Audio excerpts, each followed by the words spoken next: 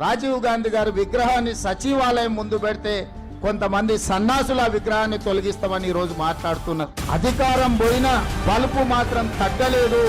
నీ బలుపు అనగదీసే బాధ్యత ఇక్కడున్న మా కాంగ్రెస్ పార్టీ కార్యకర్తలు తీసుకుంటారని చెప్పి ఈ టీఆర్ఎస్ సన్నాసులకు నేను చెప్పదలుచుకున్నా. ఆ సన్నాసి దుఃఖం బాధ ఏందని నేను కనుక్కుంటే అక్కడ వాళ్ళ అయ్య విగ్రహం పెడదాం అనుకున్నాడట. వాళ్ళ అయ్య పోయేదెప్పుడు, వీడు పెట్టేది ఎప్పుడు అక్కడ విగ్రహము?